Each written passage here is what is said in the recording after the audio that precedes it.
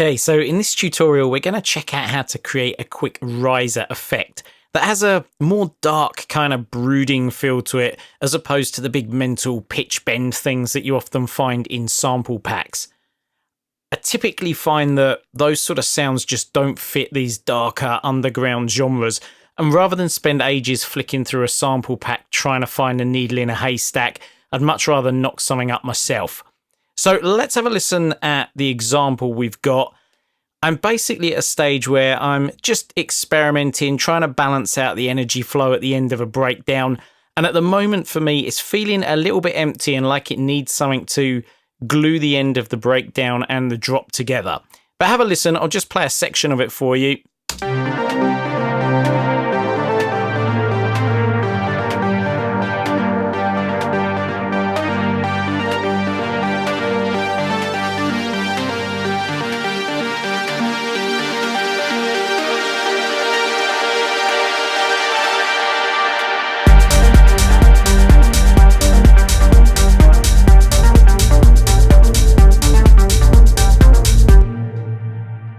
Okay, so what I want to do is bring a riser in sort of across here so that it masks a little bit this pad going out. It adds some thickness in here and it helps to glue these two sections together. So the first thing you're going to need for this is a pretty chunky drum or percussive type sample. I'll just play this one so you can get a feel of what I've gone for. Let's just turn this off. Here we go.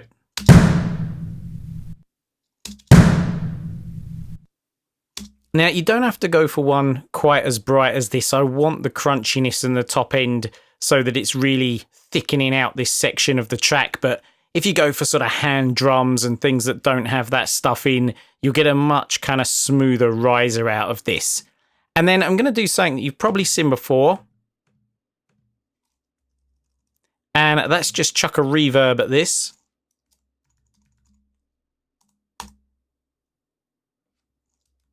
And we're going to bounce down a nice big chunky reverb tail.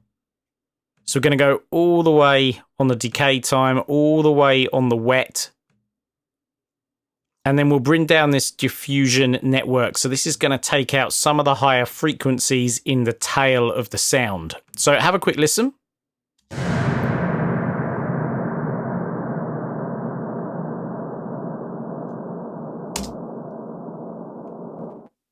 And it's a simple case of hitting the freeze and flatten on this one.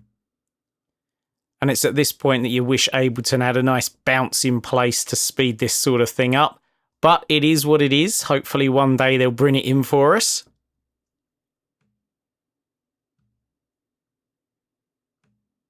And there we go. Just as it's hitting 100, we'll be able to right click and then we're going to flatten this to actually get the audio so we can edit it and work further with it. Perfect. So let's drag that out. And now we're just going to simply take this and hit in the reverse here. And we've now got a riser that we can use. Now, I like to go one additional step with this, and that's to double up the length of it and play with the warp settings. So it's very easy to double up the length. Just going to hit this ×2. And now at the end of this, we've got a much kind of longer, thicker section.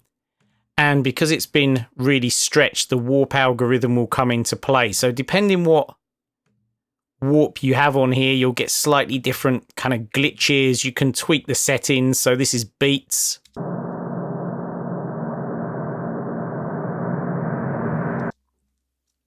And if I just undo this and play what it sounded like before,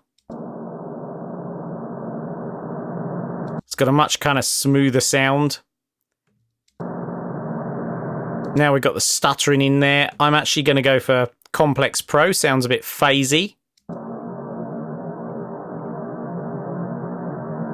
And so you can have a little tweak, mess about with that. Let's get rid of all this stuff.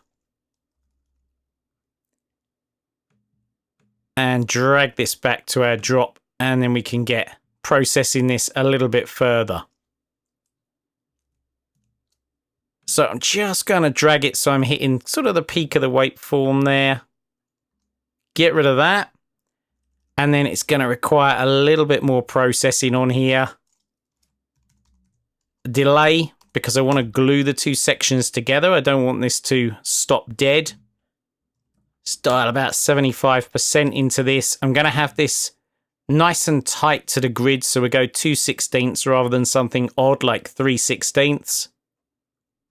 Hit the ping pong on this, and that should do us. Let's have a quick listen.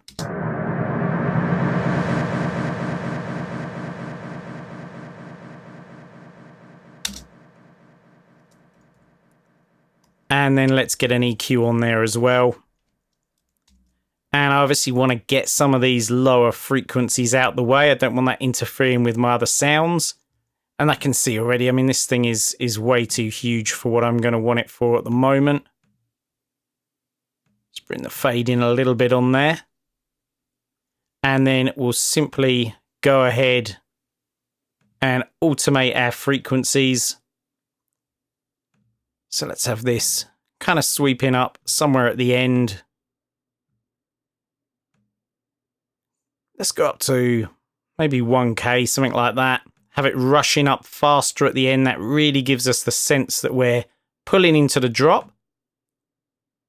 And then I'm going to bring it down so we get a nice kind of sudden hit of the sound to give us a bit of impact when the drop actually arrives. Let's go maybe 200. We'll see how it sounds. I don't want to block out the kick too much. And let's just have a listen for this last kind of section. In fact, we'll go back. We'll check it out from around here.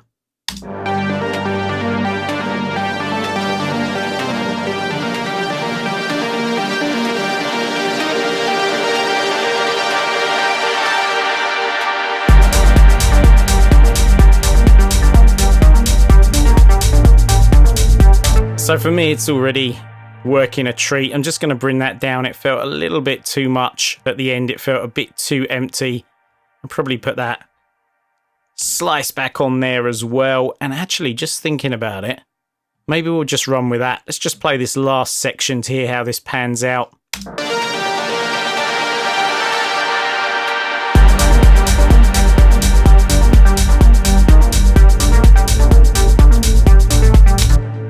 And that's pretty much perfect for me. Little bit of work to do, I think, automating the lead. It's not quite sitting where I want it. But overall, this has done exactly what I wanted, and it was super fast to create. And that's really the deal, because when you're making things like this, you want it to be really fast. You don't get lost tweaking and lose your creative flow. So that's how you can make this. Obviously, once you've bounced and created these, stick them in your library as well. It'll make your life much easier and even quicker when you're creating. And have a go with all different kind of samples. You can pitch stab down actually and use things like that to create really interesting textures.